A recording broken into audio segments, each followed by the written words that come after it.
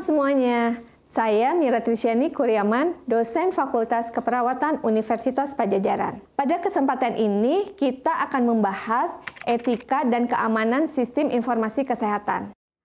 Etika merupakan bagian yang sangat penting, karena berkaitan langsung dengan cara kita menggunakan teknologi informasi secara bertanggung jawab. Dalam sistem informasi kesehatan, etika menjadi pedoman moral untuk mengelola, menyimpan, dan membagikan data kesehatan pasien dengan aman, serta menghormati hak privasi setiap individu.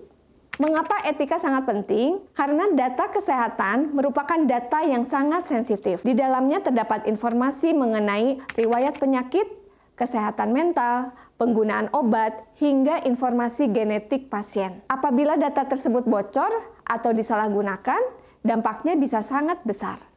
Apa dampaknya? Mulai dari rusaknya reputasi pasien, lalu munculnya stigma atau pengucilan sosial, hingga penyalahgunaan data untuk tindak penipuan, termasuk penipuan asuransi. Karena itu, keamanan informasi bukan hanya persoalan teknologi, tetapi juga persoalan etika profesional.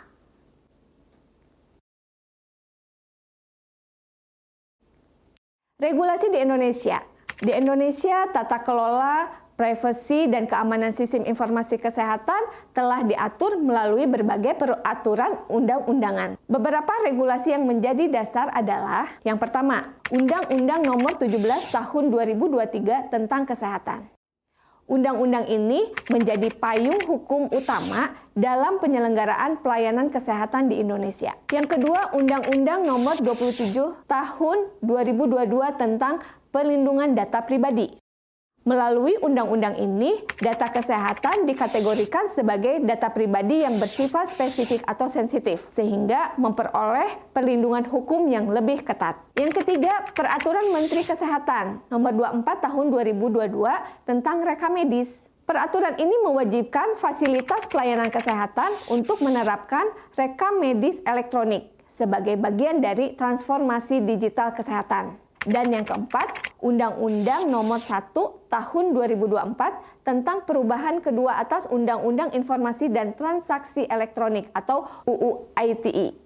Melalui regulasi ini, setiap penyelenggaraan sistem elektronik, termasuk sistem informasi rumah sakit, wajib mengoperasikan sistem secara andal, aman, dan bertanggung jawab.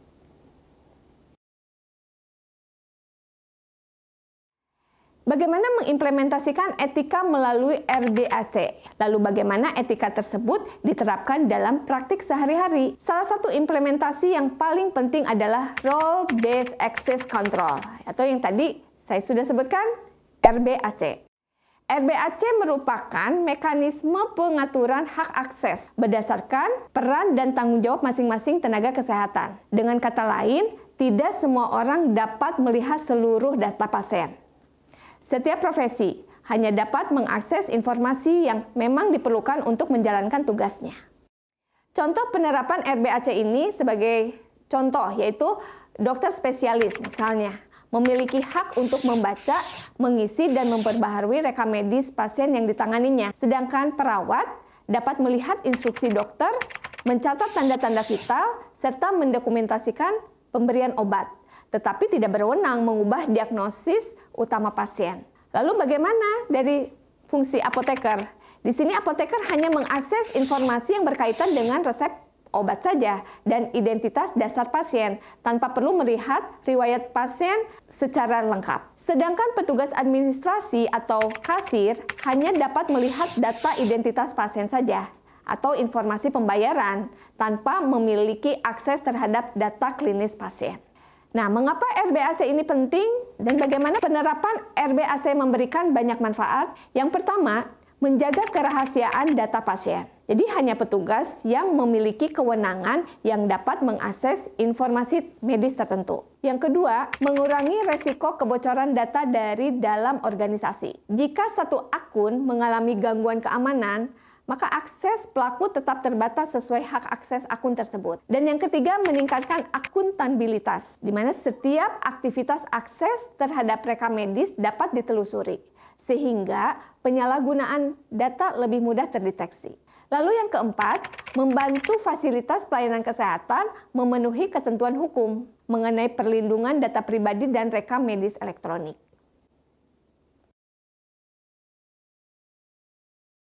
Tantangan RBAC ada tentunya. Bagaimana penerapan RBAC juga memiliki tantangan. Dalam dunia kesehatan dikenal istilah the brick the glass dilemma. Apa maksudnya? Situasi ini terjadi ketika pasien berada dalam situasi gawat darurat, tetapi tenaga kesehatan yang memiliki hak akses penuh belum tersedia. Misalnya, seorang pasien datang ke instalasi gawat darurat dengan serangan jantung. Sementara itu, dokter yang berwenang belum berada di lokasi. Nah, apabila sistem tetap menolak akses terhadap data penting pasien tersebut, keselamatan pasien justru dapat terancam. Disinilah muncul konflik etika. Di satu sisi, kita harus menjaga kerahasiaan data pasien. Namun di sisi lain, kita juga memiliki kewajiban untuk mencegah bahaya dan menyelamatkan nyawa pasien.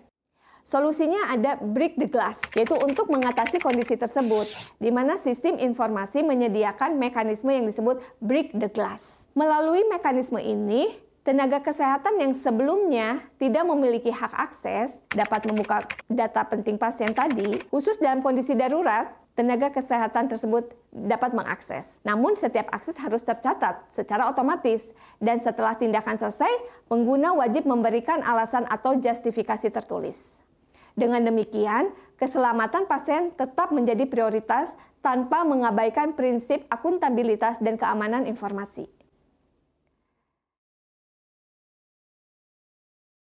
Sebagai penutup materi kali ini, kita telah memahami bahwa etika merupakan fondasi penting dalam penerapan sistem informasi kesehatan.